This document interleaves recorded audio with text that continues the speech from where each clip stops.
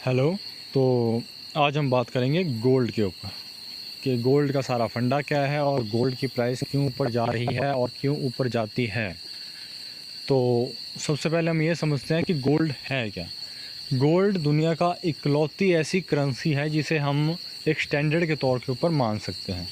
मतलब अगर आप गोल्ड को देखें तो आप एक तरफ दुनिया का पूरा गोल्ड रखो और एक तरफ पूरी दुनिया के जितने देश हैं उनकी जो करेंसी है वो रखो, तो दोनों का वज़न बराबर होना चाहिए।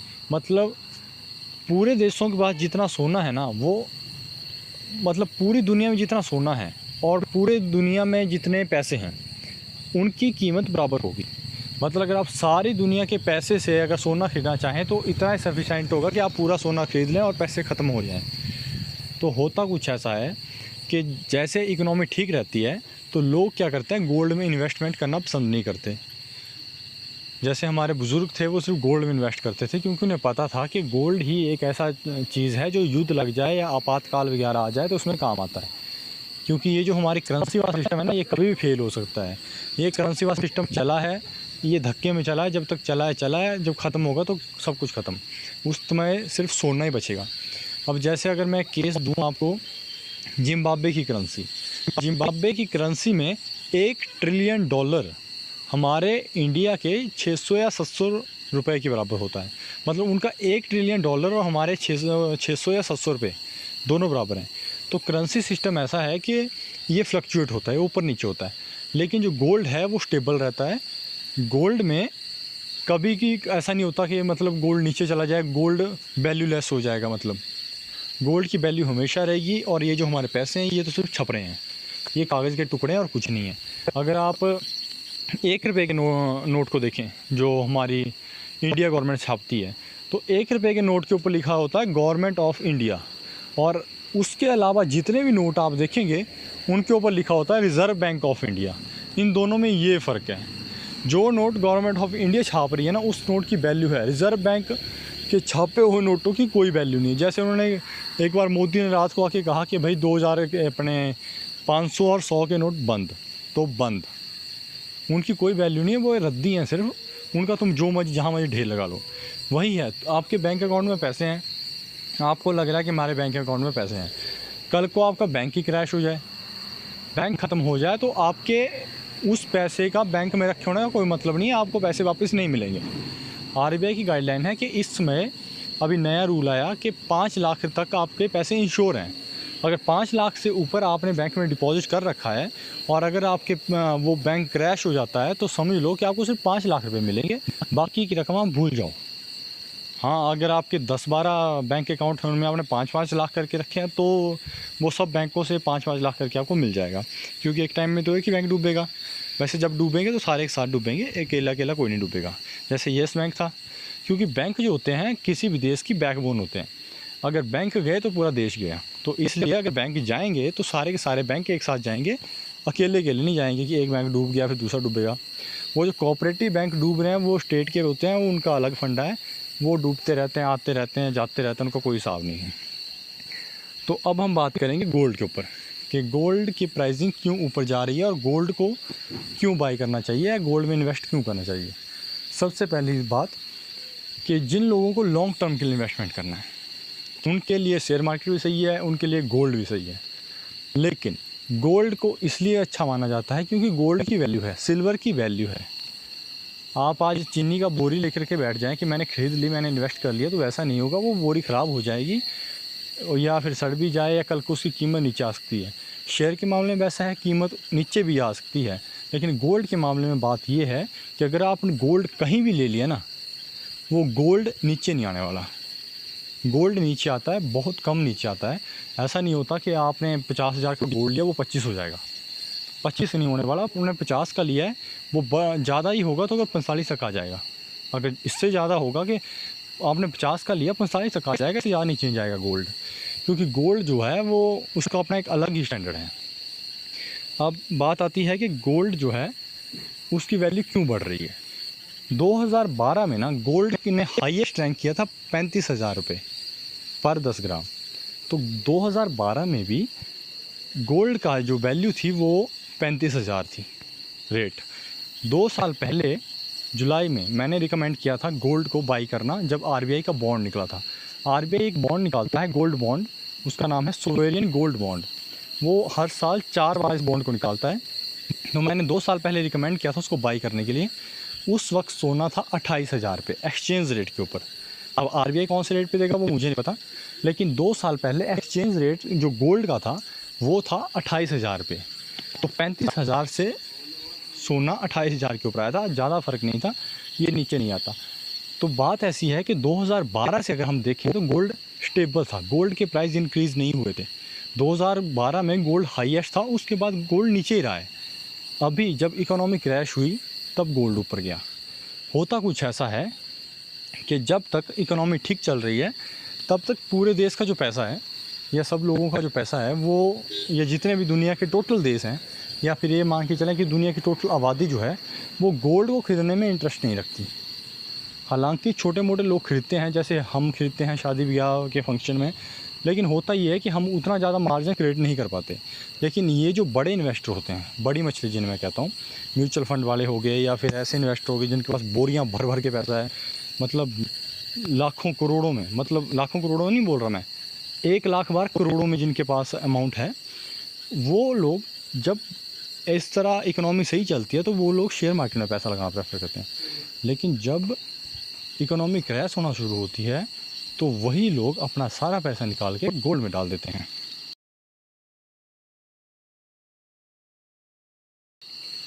और जैसे ही वो लोग अपना सारा इन्वेस्टमेंट जो है गोल्ड में करते हैं, गोल्ड का प्राइस ऊपर जाना शुरू हो जाता है।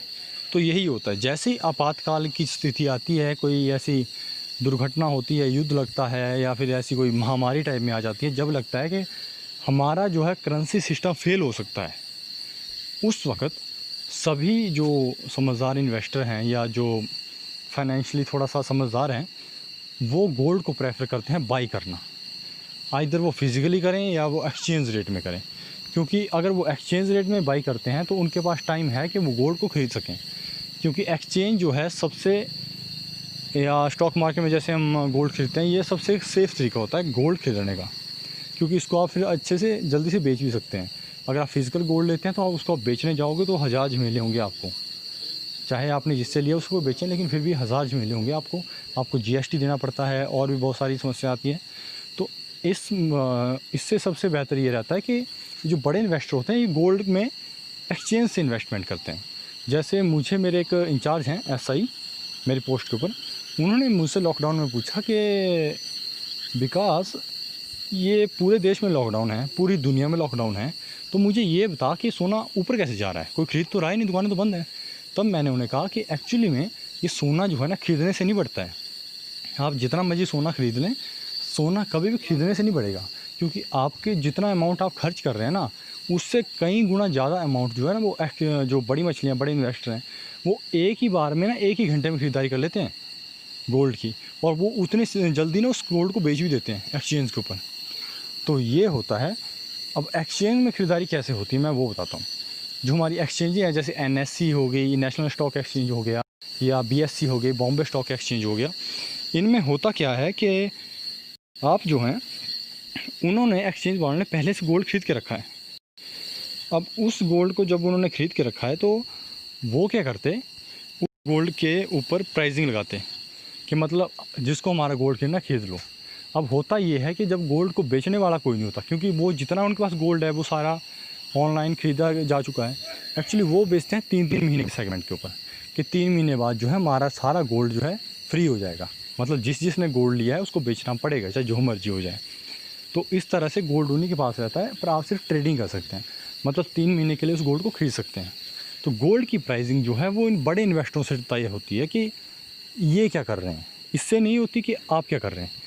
अभी जैसे हमारा इंडिया में स्टॉक एक्सचेंज नीचे गया, सेंसेक्स था समथिंग 42,000 था, 42,000 से 26,000 तक पहुंच गया कोरोना की वजह से। अभी 26,000 के ऊपर इन्वेस्टर्स जानते हैं कि जो बड़े इन्वेस्टर हैं कि हमें कहाँ पैसा लगाना है। गोल्ड से ज़्यादा प्रॉफिट स्टॉक में मार्केट में था, उन्होंने स्टॉक मार्केट में पैसा लगाया। 2 महीने के अंदर ही शेयर मार्केट जो है या सेंसेक्स जो है वो 26,000 से 37,000 तक पहुँच गया, मतलब 10,000 का प्रॉफिट गेन 26,000 के ऊपर। तो उन्होंने दोबारा अपना पैसा विड्रॉ करना शुरू किया। अब इसमें कुछ पॉलिटिक्स होती है, कुछ अपना स्ट्रेटजी होती है ट्रेडिंग के लिए, पैसे कमाने की, प्रॉफिट गेन की। अब होता ये है कि हमारे देश में एक रघुराम राजन एक्स गवर्नर थे आरबीआई के, उन्होंने एक बिल लाया था बैंक्स के लिए कि बैंकों को हर साल अपनी बैलेंस शीट दिखानी होगी आरबीआई को। अदरवाइज़ होता क्या है कि बैंक जो हैं वो अपनी बैलेंस शीट नहीं दिखाते कि हमारे पास कितना एनपी है, कितना प्रॉफिट है, कितना लॉस है, ये कभी नहीं दिखाते। अमेरिका के बैंक नहीं दिखाते, जापान के बैंक ने लास्ट टाइम अगर बैलेंस शीट दिखाई थी वो दिखाई थी 2008 में, और उसके बाद उन्होंने आज तक नहीं दिखाई। तो ये होता है। बाकी जगहों पे बैंक का इंडिया से बदतर हाल है। मतलब इंडिया में बैंकों की हालत बहुत अच्छी है, कम से कम हमें पता तो है कि ये डूब रहे हैं कि तर रहे हैं। लेकिन बाकी देशों में क्या है कि कोई पता ही नहीं है कि बैंकिंग जा कहाँ रही है। मतलब जैसे मार्च में आता है कि एसबीआई को इतने का घाटा हो गया, पीएनबी में इतने का घोटाला हो गया, वो तब आ रहा है क्योंकि वहाँ पे हर साल जो है बैलेंस शीट बाहर आ रही है। अगर बैलेंस शीट बाहर ना आए तो कोई नहीं जानता कि किस बैंक को कितना घाटा है। तो होता ये है कि जैसे ऐसी कोई आपदा आती है, चाहे नेचुरल हो, चाहे वॉर हो या कुछ ऐसा हो, तो उस वक्त क्या इन्वेस्टर क्या करते हैं कि अपना पैसा जो है, ये जितने भी स्टॉक बाज़ार होते हैं इनसे निकाल लेते हैं और गोल्ड में इन्वेस्ट करते हैं।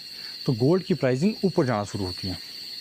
अभी हुआ कुछ ऐसा कि बड़े इन्वेस्टरों ने गोल्ड में पैसा लगाना शुरू किया और प्राइसिंग बढ़ गई। प्राइसिंग ऑलमोस्ट डबल तो मैं नहीं कहूँगा, क्योंकि 2 साल पहले 28,000 था और अभी जो है वो 56,000 टॉप गया था एक्सचेंज रेट के ऊपर। तो 56,000 के हिसाब से भी अगर बात करें तो गोल्ड जो है वो बड़ी हद डबल हुआ है, दोगुना हुआ, इससे ज़्यादा नहीं हुआ है। लेकिन अगर आप बात करें 2008 क्राइसिस की, जब 2008 में लेमन क्राइसिस हुआ था, तो उस वक्त जो गोल्ड बढ़ा था ना, 2005 या 6 में गोल्ड 5,000 पे था। उसके बाद 7-8 आते आते गोल्ड 11,000 हो गया, और फिर अगले 2 ही सालों में ना वही 11,000 का गोल्ड जो है वो 35,000 पहुँच गया। तो गोल्ड की इन्वेस्टमेंट इस तरह बढ़ती है। एक क्रिटिकल पॉइंट होता है, जैसे हम डिसाइड करते हैं कि अभी गोल्ड जो है वो जैसे 55,000 के ऊपर है, तो हम डिसाइड करते हैं जब 50 पे आएगा तब ले लेंगे, ठीक है। हम सभी ऐसा वेट करते हैं, 60 पे आता तो बोलते 55 पे आएगा ले लेंगे। लेकिन एक क्रिटिकल लिमिट होती है कि जैसे गोल्ड हो गया 70,000, जैसे ही गोल्ड 70,000 हुआ वो क्रिटिकल लिमिट में पहुंच जाएगा कि गोल्ड तो अब गया हाथ से, और बहुत से लोग जो है उस देखा देखी में उसमें इन्वेस्ट करना शुरू करते हैं और गोल्ड के प्राइस हाई जाना के चांस हो जाते हैं। अभी जो गोल्ड नीचे आया है, इसकी मेन वजह है कि ये जो दवाइयों की अफवाहें उठ रही हैं कि दवाई बन गई, दवाई बन गई। लेकिन अगर दवाई बन भी जाए ना, अगर असली में भी दवाई बन जाए, तो भी गोल्ड के प्राइस को कोई नहीं छू सकता। अगर आप ऐसा सोचें हैं कि गोल्ड के प्राइस एकदम से नीचे आएंगे, तो एकदम से कोई नीचे नहीं आने वाला। बड़ी हद भी आएगा तो 5-6 हज़ार नीचे आएगा।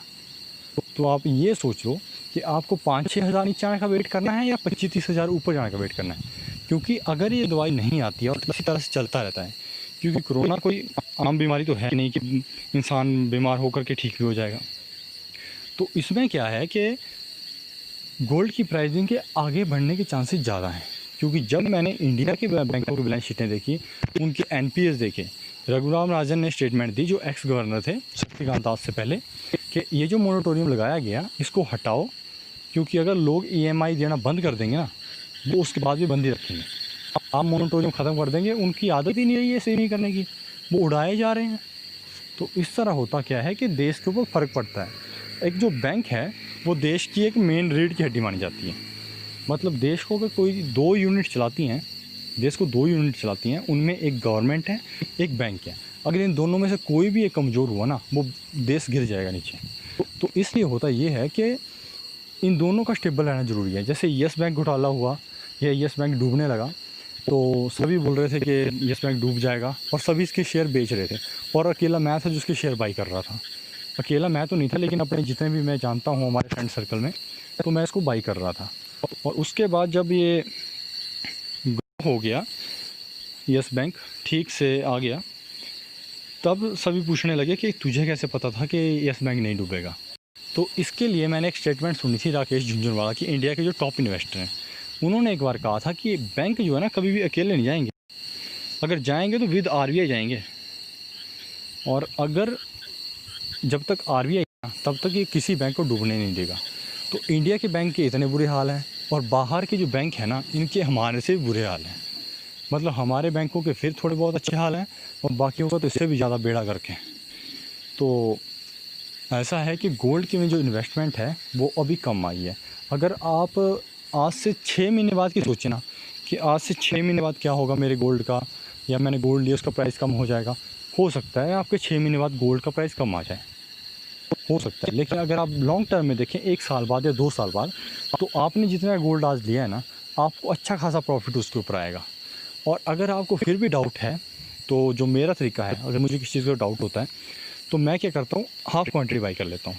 जैसे अगर आपको लगता है कि अभी 55,000 का गोल्ड महंगा है, तो आप ऐसा करो कि जितनी आपको इन फ्यूचर ज़रूरत पड़ रही है ना, जैसे किसी की शादी हो या कुछ हो, तो जैसे आपको सपोज़ कीजिए कि 10 तोला सोना की ज़रूरत पड़ने वाली है, मतलब 100 ग्राम गोल्ड की ज़रूरत पड़ेगी, तो आप ऐसा करो 50 बाई कर लो, मतलब 5 तोले या 50 ग्राम सोना बाई कर लो, 50 रहने दो। अगर नीचे आएगा तो वो 50 ग्राम ले लेना, और अगर ऊपर जाए ना तो कम से कम आपको तसल्ली हो कि 50 ले लिया है। तो ये होता है सेफ्टी मार्जिन, आप ना रिस्क ले रहे हैं ना कुछ ले रहे हैं। तो इसमें है कि एक रिस्क फैक्टर जो है इन्वेस्टमेंट में बना रहता है, लेकिन गोल्ड की जो इन्वेस्टमेंट है ना, ये लॉन्ग टर्म में आपको प्रॉफिट देगी। इस टाइम इतना ज़्यादा प्रॉफिट नहीं होगा क्योंकि गोल्ड जो है वो बढ़ चुका है, लेकिन आप मान के चलिए कि गोल्ड 70,000 भी टच कर सकता है। और 70,000 के मैं कहता हूँ कि अगर सिचुएशन ऐसी बनी रही ना, तो गोल्ड 1 लाख टच कर जाएगा, क्योंकि ये फुल स्पीड में ऊपर जा रहा है और ये रुकने रखने वालों में से नहीं है। सबसे बड़ी बात, इस समय अगर कोई चीज़ शेयर मार्केट को संभाले हुए हैं, सबसे पहले इंडिया के जो शेयर मार्केट संभालेंगे वो संभालेंगे बैंकों के लिए, क्योंकि बैंकों के पास फंडिंग नहीं थी, बैंकों के शेयर नीचे जा चुके थे। तो सबसे पहले बैंकों के शेयर ऊपर उठाए गए, हैवी खरीदारी करवाई इनके ऊपर, मतलब जो बड़े इन्वेस्टर हैं उनको पैसे दिए गए इस काम के लिए कि आपको हम 10% पैसे देंगे जितना आप अमाउंट हमारे बैंक में लगाओगे, लेकिन इस शेयर को ऊपर करो। तो उन्होंने क्या किया, उन्होंने पूरे के पूरे बैंकों के शेयर खरीदना शुरू कर दिए। उससे क्या हो कि बैंकों के शेयर ऊपर जाना शुरू हो गए। जब खरीदने वाले ज़्यादा हो जाते हैं और बेचने वाले कम होते हैं, तो एक्सचेंज रेट ऊपर बढ़ाना शुरू करता है, और जब बेचने वाले ज़्यादा होते हैं, खरीदने वाले कम होते हैं, तो एक्सचेंज रेट नीचे गिराता है शेयर मार्केट में। तो वही हुआ कि बैंकों के रेट ऊपर गए, शेयर में अपने इनके शेयर प्राइस जो ऊपर गए। उसके बाद इन्होंने फंडिंग उठाई, अपने FPO निकाले, जैसे यस बैंक वाले ने 15,000 करोड़ उठाए, SBI ने 18,000 करोड़ उठाए इस तरह अपने शेयर बेच करके। IDBI बैंक, सभी बैंक ने, ICICI ने, अपने कोटक महिंद्रा बैंक ने, सभी जितने भी हमारे टॉप बैंक थे उन्होंने फंडिंग उठाई, ताकि जैसे ही NPS आएँ वैसे ही लोग, जैसे इनके NPS आएंगे और इनको घाटा होगा, तो ये जो इन्होंने पैसा रेज़ करा है ना, इन पैसों से ये खुद को स्टेबल करेंगे। मीनिंग द सेंस के इनके पास जितना इनको घाटा हो रहा है ना, उतना इन्होंने पैसा एडवांस में उठा लिया मार्केट से। हालांकि उसका भार जो पड़ेगा वो पड़ेगा शेयर होल्डर के ऊपर, क्योंकि नुकसान किसको हो रहा है, लेकिन बैंक सेफ़ हो रहे हैं, मतलब बैंक नहीं डूबेंगे। इस काम के बाद जो है बैंक नहीं डूबेंगे, बैंक फंडिंग उठा चुके हैं अपनी। अब बैंक किससे ज़्यादा फंडिंग के यहाँ कितने उठा लेंगे। तो इस समय की बात यह है कि पहले बैंकों को, इंडियन बैंकों को बचाने के लिए शेयर मार्केट ऊपर उठाया गया। अभी इंडिया का जो शेयर मार्केट या दुनिया के जो शेयर मार्केट रुके हैं, वो रुके हैं USA के शेयर मार्केट पे, जिसका नाम है डाउ जोन्स। तो हुआ कुछ ऐसा है कि जो ये अपना डोनाल्ड ट्रंप है, राष्ट्रपति अमेरिका, ये जो है एक बिजनेसमैन, और इसकी जो रेपुटेशन है एज प्रेसिडेंट या राष्ट्रपति, वो यही है कि ये बिजनेसमैन है और ये बिज़नेस को डूबने नहीं देगा। अगर इसके टाइम पे ही स्टॉक मार्केट क्रैश हो जाए, इसी के दौर में, चाहे कोरोना से हो चाहे जिस मर्जी कारण से हो, तो लोग सभी यही कहेंगे कि नालायक था, इसको वोट नहीं देंगे अगली बार। लेकिन अगर शेयर मार्केट इसका सस्टेन कर जाता है ना अमेरिका का, तो लोग ये मानेंगे कि ये बहुत अच्छा बिजनेसमैन है, कैपिटलिस्ट आदमी है, इसको अगली बार वोट देंगे तो अमेरिका का जो फ्यूचर है वो सेफ रहेगा। उस बिहाफ पे जो है डोनाल्ड ट्रंप फंडिंग करवा रहा है कि भाई ये जो अमेरिका का शेयर मार्केट है इसको बचाओ, इसको ऊपर रोके रखो। अब बात ये ऐसी है कि 28,000 था डाउ जोन्स कोरोना से पहले, फिर 23 तक गया कोरोना के टाइम, और अभी जो है दोबारा से 27 या 28,000 तक पहुंच गया है। मतलब दोबारा से जो है डाउ जोन्स रिकवर कर गया है। तो जितने भी दुनिया के ये हैं एक्सचेंज हैं या स्टॉक मार्केट हैं, जैसे BSE NSE हो गया, इस तरह की दुनिया में 50 जो हैं वो एक्सचेंजें हैं। 50 एक्सचेंजें दुनिया में हैं जो मेन मानी जाती, मतलब पॉपुलर हैं। बाकी एक दो तो ऐसी भी होगी जिनको कोई जानता भी नहीं। तो इनमें कुछ ऐसा है कि ये सभी जो एक्सचेंज है ना, वो इनको देख रही है। सभी देश जो अमेरिका को देख रहे हैं कि अमेरिका का शेयर मार्केट चल रहा है, चलो हम भी चलते रहेंगे। तो इसी वजह से ये बाकी शेयर मार्केट नहीं गिर रहे। लेकिन जैसे ही अमेरिका में इलेक्शन हो जाएंगे दिसंबर में, उस वक्त क्या होना है कि जो डोनाल्ड ट्रंप फंडिंग कर रहा है, अगर डोनाल्ड ट्रंप हारा फिर तो सीधी सी बात है शेयर मार्केट नीचे जाएगा, क्योंकि फंडिंग कौन करवा रहा है? ट्रंप। और अगर ट्रंप जीत गया तो ट्रंप को क्या ज़रूरत है फंडिंग देने की, फ्री में ऐसे किसी को पैसे देने की कि भाई तू शेयर मार्केट ऊपर बोलेगा गिरने दे, मैं भी देखता हूँ, नीचे आएगा तो मैं भी खरीदूँगा। तो वो होना जब दोबारा मार्केट फॉल होगा ना दिसंबर में या इलेक्शन के बाद, चाहे आइदर ट्रंप जीते चाहे हारे, जो मर्जी हो, वो ट्रंप बाद में देख लेगा, 5 साल के लिए बन गया ना, फिर उसको कोई परवाह नहीं है। मार्केट फॉल होगा, अमेरिका के मार्केट को देख के सारे मार्केट नीचे फॉल होंगे, और उस वक्त जब लोगों को दोबारा चुनना लगेगा ना पैसे का, लोग बोलेंगे नहीं गोल्ड में इन्वेस्टमेंट करो, और उस वक्त जो गोल्ड फिर जाएगा ना फुल स्पीड में, तब हमें पता चलेगा कि नहीं गोल्ड में इन्वेस्टमेंट सही थी। तो अगर आप देख रहे हैं मेरे ख्याल से 1 महीने के लिए या 2 महीने के लिए हो सकता है गोल्ड प्राइस नीचे आए, मुझे लगता नहीं है कि नीचे आएंगे, लेकिन हो सकता है कि गोल्ड प्राइस नीचे आए, 2000 नीचे आए, 3000 नीचे आ जाएँ। लेकिन इसमें क्या है कि जैसे दिसंबर में इलेक्शन होंगे गोल्ड प्राइस ऊपर जाएगा और हल्ले से ऊपर जाएगा। तो आइदर या तो आप पहले ले लो, या फिर आप ऐसा करना कि दिसंबर के बाद जब तक गोल्ड स्टेबल ना आ जाए ना तब तक मत लेना, 6-7 महीने उसके बाद। तो इन्वेस्टमेंट की बात ऐसी है कि इस टाइम है हमारा जो अपना सेंसेक्स है वो है 37,000 के ऊपर, मतलब ये कोरोना से पहली बार सिचुएशन में पहुँच गया है। कोरोना से पहले भी इंडिया की इकोनॉमी की बैंड बजी हुई थी, और अब कोरोना के बाद तो ना ऑलमोस्ट नाले में है हमारी इकोनॉमी, अगर मैं सही में बोलूँ। जब 2008 था या 2007-8 की बात करें, उस टाइम पूरी दुनिया में क्राइसिस आया था, लेकिन हमारे यहाँ पे उतना ज़्यादा नहीं आया था, क्योंकि हमारे यहाँ क्लोज इकोनॉमी थी। क्लोज मतलब लोग अपने खेत में उगाते थे, वही खाते थे, उनको किसी से कोई मतलब नहीं था। ओके, अभी भी हिमाचल के कई गांव में ऐसा होता है, जैसे जहाँ मैं रहता हूँ चंबा में, उनको भी दीन दुनिया से कोई मतलब नहीं, वहाँ भी नेटवर्क वगैरह नहीं है, बस वो अपने में मस्त रह रहे हैं, वही कमाएंगे खाएंगे और बस सो जाएंगे उसके बाद, जैसे पहाड़ी लोग करते हैं कि बस 3 ही काम होते हैं उनको बर्फ़ में, समझ जाओ कौन से। हाँ, तो ये होता है कि उस वक्त हमारी इकोनॉमी थी क्लोज, मतलब हम जो उगाते थे खेत में उगता था वही खाते पीते थे। अब हमारी इकोनॉमी होगी ओपन, जो इंडिया में सामान कंज्यूम हो रहा है वो अमेरिका में बन रहा है, जो अमेरिका में कंज्यूम होगा वो इंडिया में बन रहा है।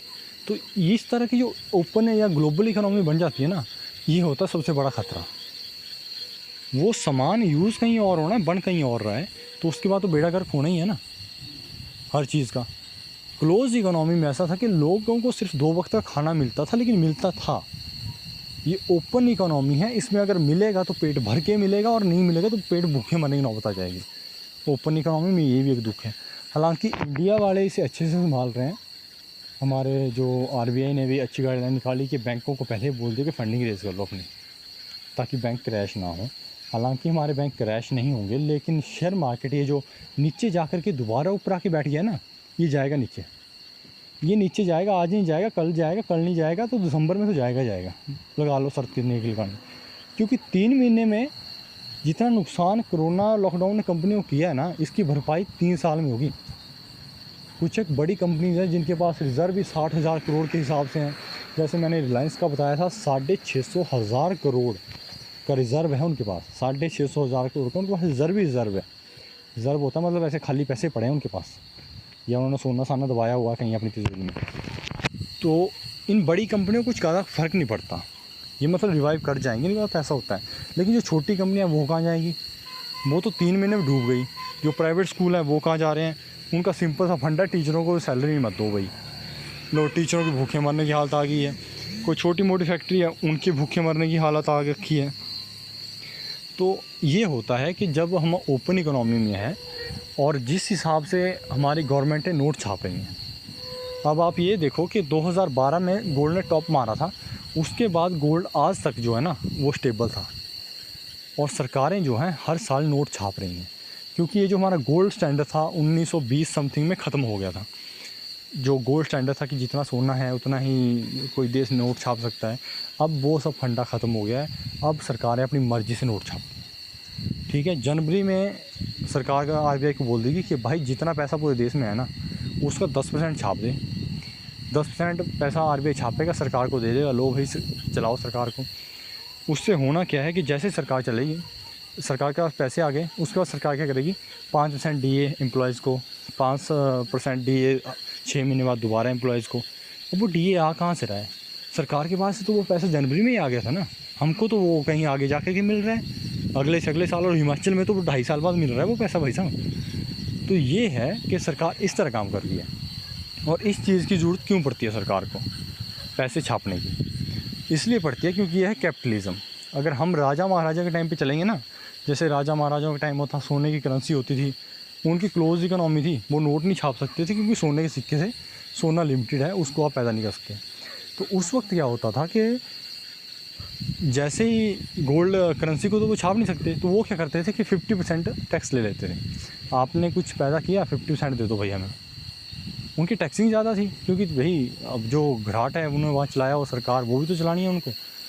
तो लेकिन आज के दौर में क्या है कि आज के दौर में डायरेक्ट टैक्स नहीं हमसे लेते हैं। ये डायरेक्ट नहीं बोलते कि आप इतना % दे दो, नहीं, बदले में ये क्या करते हैं कि भाई ठीक है RBI 10% छाप दे, और उसके बाद जो अगले साल है ना, मतलब इस साल का 100 रुपया है, वो अगले साल में सिर्फ 90 रुपये ले जाएगा। मतलब अगर आपने आज एक 100 रुपये का नोट अपनी किसी तिजोरी में रख दिया और अगले साल निकालोगे ना, उस 100 रुपये की कीमत पिछले साल के 100 रुपये 90 रुपये के बराबर हो जाएगी।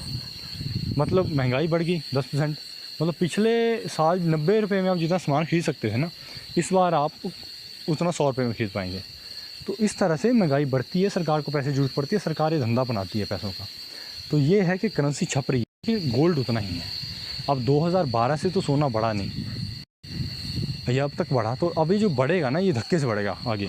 ये पूरा हिसाब बराबर करेगा सूद समेत, ये थोड़ा आगे का बढ़ जाएगा। और ऐसा है कि अगर एक बार सोना ऊपर बढ़ गया, जैसे अगर मान लो कि 1 लाख टच कर गया, तो फिर ये दोबारा ऐसे करेगा कि 5-7 साल ना सोना कहीं नहीं जाएगा। ये मज़े से सोना आराम से बैठ जाएगा उधर जा कर के कि भाई मैंने कुछ नहीं करना है, मैं बैठ गया यहाँ पर। तो वही कि ये जो गोल्ड की इन्वेस्टमेंट है, ये कुछ इसी तरह की है कि इसमें थोड़ा देर के लिए वो चलता है, थोड़े दिनों में ही, साल 2 साल या 3 सालों में ये कवर कर जाएगा 6-7 साल की ग्रोथ। उसके बाद 7 साल बैठ जाएगा मज़े से आराम से कि मुझे कहीं नहीं जाना, मैं 35,000 था, मैं 35 का 35 रहूँगा, मैं आगे नहीं जाऊँगा। तो ये है कि जब तक इकोनॉमी सही चल रही है ना, आप शेयर मार्केट में पैसा लगाओ, लेकिन जैसे इकोनॉमी का बेड़ा गर्क होता है, होने वाला होता है ना, उस वक्त आप चुपचाप पैसे निकाल के गोल्ड में लगा दो, ठीक है। फिर जैसे ही दोबारा से इकोनॉमी की बैंड बच जाती है, शेयर मार्केट पूरा नीचे टच हो जाता है ना, गोल्ड से पैसा निकाल के शेयर मार्केट में डालो। क्योंकि गोल्ड और ये शेयर मार्केट ना एक तराजू की तरह है। जैसे वो वेइंग मशीन होती थी पुराने वाली, एक तरफ लोहे का वज़न डालते थे, वेट डालते थे, दूसरी तरफ राशन वगैरह डालते थे, ये वैसे ही है। जैसे उसको 2 पलड़े होते हैं, अगर एक नीचे जाता है दूसरा ऊपर जाता है, तो वैसा ही है। अगर शेयर मार्केट ऊपर जाएगा ना, गोल्ड नीचे जाएगा। उतना नीचे नहीं जाएगा, थोड़ा सा नीचे जाएगा। और अगर शेयर मार्केट नीचे जाएगा ना, फिर गोल्ड ऊपर जाएगा। ये भी उतना नहीं जाएगा, थोड़ा जाएगा। जैसे अगर हम बात करें 1966 की, तो 1966 में गोल्ड था 100 रुपये। और अगर हम बात करें सेंसेक्स की, जो आज 37,000 है, वो 1980 में स्टार्ट हुआ था 100 रुपये के ऊपर। और सेंसेक्स 1988 में ना 100 ही रुपये था। मतलब वो बीच में 83-84 में 200 रुपये तक पहुँचा था, फिर दोबारा फॉल हो गया 100 रुपये के ऊपर। तो उस वक्त क्या था कि बहुत सारे देशों को ऐसा लगता था कि इंडिया में इकोनॉमी में उतना दम नहीं है, लेकिन आज उन्हें लगता है कि वाकई में इंडिया की इकोनॉमी कुछ है, और यही है जो सबसे बेस्ट है। तो बात ऐसी है कि गोल्ड में एज एन इन्वेस्टमेंट मैं तब कह रहा हूँ क्योंकि बहुत से लोग ऐसे हैं जिनकी शादियाँ होने वाली हैं 1 या 2 साल के अंदर, तो उनके लिए मैं प्रेफर करूँगा कि वो गोल्ड बाई कर लें। क्योंकि देखिए, मैं सीधी बात बोलता हूँ, 1 महीने 2 महीने या 3 महीने की मैं गारंटी नहीं लेता कि हो सकता है उतने में गोल्ड नीचे आ जाए। तो अगर वैसी बात है, आप थोड़ा सा कम पे रिस्क लेना चाहते हैं, तो ऐसा करो, हाफ़ गोल्ड बाई कर लो, हाफ़ क्वांटिटी, हाफ़ रहने दो। तो सिंपल सा फंडा ये है गोल्ड की कीमत बढ़ने का कि 2012 में जब गोल्ड ने टॉप मारा था 35,000 के ऊपर, तो उसके बाद से सरकार ने जितने भी नोट छापे हैं ना, 10-10% के हिसाब से नोट सरकारें नोट छापती हैं अपना, तो उस हिसाब से गोल्ड अपना रिकवरी लेगा। मतलब आप ये मान लो कि पूरी दुनिया में जितना सोना है और पूरी दुनिया की जितनी करेंसी है, वो सब बराबर हैं, वो दोनों बराबर हैं। तो अब उस हिसाब से आप कैलकुलेट कर लो कि आप कौन सी ज़्यादा हिस्से में बंट गया है, जैसे कौन सी बड़ा है, कौन सा कम है। तो सिंपल जैसा फंडा है कि अगर आपको गोल्ड में इन्वेस्ट करना है, तो जैसे अभी गोल्ड मेरे हिसाब से मिड टर्म में है, मतलब अपनी मिडिल एज में अभी बढ़ेगा ये, क्योंकि जैसे ही अमेरिका की इलेक्शन में सस्टेन करवाया हुआ है सब इसकी शेयर मार्केट को, जैसे वो फॉल होंगे ना, सभी के सभी घुसेंगे दोबारा से गोल्ड के अंदर, और एक दोबारा बूस्ट मिलेगा गोल्ड के प्राइस को, और ये हाइक मार जाएंगे। अगर यही रहा तो 70,000 नहीं, मैं कहता हूँ 1 लाख तक के टच कर जाएगा, अगर यही हालात रहे। क्योंकि जब 2008 में क्राइसिस आया था, तो 3 साल के अंदर ना गोल्ड के प्राइस ट्रिपल हो गए थे, 3 गुना। और अभी गोल्ड के प्राइस कहीं गए नहीं हैं। जैसे आप 2005 में मान के चलो कि 5 में गोल्ड था समथिंग 5,000 और 12 में था 35,000, तो आप लगा लोगे तो 7 गुना बढ़ गया था। 7 सालों में 7 गुना बढ़ गया था और उसके बाद सस्टेन कर गया। तो यही है कि गोल्ड की जो इन्वेस्टमेंट है वो इसी तरह काम करती है। ये बढ़ता इसलिए क्योंकि सरकारें नोट छाप रही हैं, और सरकारों को नोट छापने की ज़रूरत इसलिए पड़ रही है क्योंकि सरकारों के पास खर्चा चलाने के लिए पैसा ही नहीं है। सरकार खर्चा तब चलाएगी जब उसके पास पैसा होगा, और खर्चा करने की ज़रूरत क्यों पड़ रही है? सरकारी कंपनी की वजह से। जैसा हमने सरकारी स्कूल देख लो, सरकारी बसें देख लो, सरकारी रेलवे देख लो, मतलब हर चीज़ में इंडिया की गवर्नमेंट घुसी हुई है। और वहाँ पे क्या है, जो एक बंदे का काम है ना, उस काम को उन्होंने घुमा घुमा कर कितना पेचीदा कर रखा है कि उस एक काम को करने के लिए 20 लोगों की ज़रूरत पड़ती है, और फिर उन 20 पोस्टों पे 20 लोग बैठेंगे तो उनको तो सैलरी दो। मतलब ऑलमोस्ट यही है। सरकारी स्कूलों को देखो, कितनी इनकम होगी सरकारी स्कूलों की? ज़ीरो। और पैसा कितना देना पड़ता है सरकारी स्कूलों के टीचरों को? हज़ारों के हिसाब से 25-30 हज़ार, तो उससे तो कम होना नहीं किसी का, 35,000 ही क्यों ना। तो यही है कि ये गवर्नमेंट इंस्टीट्यूट चल रहे हैं ना, गवर्नमेंट इंस्टीट्यूट में जैसे अमेरिका है, अमेरिका में सिर्फ 2 गवर्नमेंट इंस्टीट्यूट हैं, वो है एक आर्मी और एक है पुलिस, बाकी सब प्राइवेट है। क्योंकि ये 2 चीज़ें आपको ऐसी हैं ये आपको सरकारी रखनी पड़ेंगी, गवर्नमेंट आर्मी और पुलिस, क्योंकि इनके बिना ना काम नहीं चलता। ये सरकार के हाथ में होगी तभी कुछ होता है। तो अब हम बात करेंगे कि इंडिया में जो सरकारी इंस्टीट्यूट चल रहे हैं, जैसे तेल के ऊपर उन्होंने कब्जा करके रखा है, इन्होंने सड़कें बना रहे हैं भाई ये लोग, ये सारा काम इन्होंने अपने हाथ में ले रखा है। सरकार का काम है टैक्स कलेक्ट करना, सारा काम जो है प्राइवेट कंपनीज़ को दो, उसके बाद देखते हैं कि भाई टैक्स लो उनसे चुपचाप, आपको खर्चा करने की ज़रूरत ही नहीं है। लेकिन नहीं चलाया उन्होंने एक बैलगाड़ी स्तर का वही काम। जैसे अगर हमारे रशिया में है, प्योर कम्युनिज़्म है, सब कुछ सरकारी है, प्राइवेट कुछ भी नहीं है, सब कुछ सरकारी है। आपको दूध लेना सरकारी लो, चेयर लेनी है सरकारी लो, बेंच लेना सरकारी लो, रेलवे से जाना सरकारी है, सब कुछ। वहाँ प्राइवेट कुछ है ही नहीं। अमेरिका में जाएंगे वहाँ सब कुछ प्राइवेट ही है, सरकारी कुछ भी नहीं है। लेकिन इंडिया में एक मिक्स ब्रीड काम चला हुआ है कि पता नहीं क्या गधे कहाँ चल रहे हैं, घोड़े कहाँ चल रहे हैं। अब जैसे रशिया में है, वहाँ सरकार के पास पैसा आ रहा है, सरकार को पता है क्या करना है, सारा पैसा सरकार के पास आ रहा है। लेकिन इंडिया में कोई पैसा सरकार के पास नहीं आ रहा। सरकार हर तरफ से घाटे में है। हॉस्पिटल में देख लो घाटे में है, स्कूल में देख लो घाटे में है, बसों में देख लो घाटे में है, हर जगह पे सरकार पिट रही है। और पैसा कहाँ से आ रहा है? लूटो देश की जनता को। आप सवेरे उठो, जीएसटी लगो, देखने की कहाँ कहाँ कट रहा है। आप जितनी चीज़ें यूज़ करते हैं ना, उतने में जीएसटी कट रहा है। एक 8 लाख की कार लेंगे आप, 3 लाख जीएसटी भरो भाई। और कहीं गलती से एसयूवी ले ली ना, 50% जीएसटी भर दो ईमानदारी के साथ। उनके चार्जेस चेक करो जीएसटी के, तुम यही चल रहा है। हर जगह सरकार ने लूट घसोट ऐसी मचाई है ना कि छोड़ा नहीं कि कहीं पे कुछ भी नहीं। गोल्ड के ऊपर इंपोर्ट ड्यूटी 11% है, पहले ही 11% वसूल ले, ऊपर से 3% और वसूल लेंगे हमसे। इंपोर्ट ड्यूटी पे 11% पहले लग रहा है, वो 3% हमसे और वसूलेंगे, 14% हो गया भाई। लो मज़े करो, गवर्नमेंट को दिए चलो, तुम दिए चलो। गवर्नमेंट डायरेक्ट टैक्स नहीं हमसे ले रही कि भाई डायरेक्ट दो हमको टैक्स, नहीं, वो इनडायरेक्टली ऐसे लपेट रही ना। इनडायरेक्टली टैक्स अलग से ले रही है, ऊपर से करेंसी अलग से छाप रही है। फिर और हो क्या रहा है उससे? कुछ नहीं जी, गरीब कल्याण योजना। और गरीब कल्याण योजना के नाम पे हो क्या रहा है कि नेता लोगों के पेट भरते चलो, भरे चलो, भरे चलो, बस यही चला है इनका। तो सबसे पहले तो ये जो गवर्नमेंट इंस्टीट्यूट चले हैं ना, जिस दिन इंडिया में ये सारे बंद हो गए, और जिस दिन ये जो मुफ्त का एक बंदर बांट चलाई है सरकार ने, ये बंद होगी, तो उस दिन समझ लेना कि हमारा देश जो ना काफ़ी आगे जाएगा। कैपिटलिज्म सोच ही ये है कि सब कुछ एक तरीके से चलना चाहिए, लेकिन नहीं, यहाँ बंदर बांट है। इलेक्शन होगा, मैं फ्री कर दूंगा, ठीक है, इसको 2 वोट। फ्री करेगा, कहाँ से फ्री करेगा? हमारी जेब से करेगा फ्री, कहीं से पैदा होना कर रहा है पैसे को यार। आप सवेरे उठ के आप सबसे पहले टैक्सिंग का देखो अपने का, कि एक आप देंगे इनकम टैक्स, जो आपकी इनकम है उससे बच जाएंगे। मतलब आप गरीब जैसे आदमी, आपके पास तो खाने की पैसे नहीं है, ठीक है, उसमें भी अगर आप जितने मर्जी गरीब हो कोई फ़र्क नहीं पड़ता।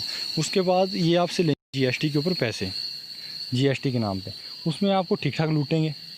उसके बाद ये लोग लेंगे आपसे ये इन्फ्लेशन, मतलब हम कहते हैं कि अमीरों से टैक्स ले रहे हैं, नहीं, ये सबसे ले रहे हैं भाई, और कईयों से ज़्यादा ले रहे हैं, कईयों से इनकम टैक्स ले रहे, फिर जीएसटी भी भरे वो खाने पीने की चीज़ों पर, उसके बाद वो इन्फ्लेशन भी सहे। मतलब एक अजीब ही काम चल रहा है यहाँ। तो हालात वो हो रहे हैं ना, जी सकता है इंसान, ना मर सकता है। इंसान के हाथ में आप ऐसे 10 लाख दे दो ना 1 साल का, और फिर उसमें लास्ट में कैलकुलेट करना कि सरकार को कितना दिया। आप पाएंगे 10 लाख में से 8 लाख सरकारी खा गई, हमारे पास तो 2 ही लाख था। हमने अपने लिए 2 लाख यूज़ किया, बाकी 10 में से 8 तो सरकारी खा गई, चाहे इन्फ्लेशन में खा गई, इनकम टैक्स में खा गई, या फिर उस GST में खा गई। तो ये बात है कि इस तरह से अगर नोट छापते रहें जैसे सरकारें छाप रही हैं 10-10% के हिसाब से, तो गोल्ड के प्राइस ऊपर जाने हैं। और जिस दिन एक करेंसी सिस्टम फेल हुआ ना, जो हमारा करेंसी सिस्टम चला हुआ है जिम्बाब्वे की तरह, जिस दिन फेल हुआ ना, उस दिन आपको अगर कोई चीज़ बचाएगी वो बचाएगा गोल्ड। उस दिन मारो मारी होगी सुनारों की दुकान पे कि भाई अब जो है गोल्ड लो, और गोल्ड ही आपको बचा सकता है, क्योंकि गोल्ड एक ऐसी चीज़ है जिसकी वैल्यू है। गोल्ड लेके आप कहीं भी चले जाओ, उसकी वैल्यू आपके पास हमेशा रहेगी ही रहेगी। तो आज के लिए इतना ही। अगले दिन मैं वीडियो बनाऊंगा कि आपको शेयर मार्केट में क्यों इन्वेस्ट करना चाहिए। ये वीडियो बन रही है जैसे कल मैंने चैनल शुरू किया, तो उसका मेन रीज़न था मेरा एक दोस्त विशाल शर्मा, उसने मुझसे कहा कि भाई मुझे इस बारे में बता कि एक्चुअली कंपनी को चूज़ कैसे करें, सेलेक्ट कैसे करें। तो उसके लिए मैंने एक वीडियो बनाई, लेकिन वो वीडियो थोड़ी सी बड़ी होगी और व्हाट्सएप पे भी सेंड नहीं हुई। तो मैंने क्या किया, एक चैनल क्रिएट किया, जल्दी हो जाता है यूट्यूब पे, बड़ा जल्दी हो जाता, और चैनल क्रिएट किया, उसके ऊपर अपलोड कर दी। अपलोड होने में थोड़ा टाइम लगा क्योंकि 250-300 MB की थी वो वीडियो। तो उसके बाद मैंने उसको लिंक भेज दिया कि भाई चेक कर ले। तो इसी तरह से अगर आप इन्वेस्टमेंट करना चाहते हैं, आप जानना चाहते हैं कि ये सब चीज़ें काम कैसे करती हैं, तो कुछ नहीं करना है आपको, जैसे वीडियो आएगी वैसे देखते रहो कि क्या हो रहा है, ये किस लिए ऊपर जा रहे हैं, किस लिए नीचे जा रहे हैं, सिस्टम क्या है पूरा। तो उस तरह से मैं समझाता रहूँगा और वीडियोस इसी तरह से। वैसे तो जितने इम्पोर्टेंट टॉपिक होंगे मैं उन्हें कवर करके बस कर जाऊँगा, लेकिन अगर नहीं हुआ, जैसे पॉइंट बहुत सारे रहते हैं, तो इस तरह से वीडियो डेली का एक आता रहेगा। वीडियो लंबी तो काफ़ी हो जा रही, अभी भी 37 मिनट के, लेकिन चलो इस तरह से आते रहेंगे आपके लिए। तो अगर आपको सीखना है तो आप सीख सकते हैं, और अगर नहीं सीखना चाहें तो ओके, गुड बाय।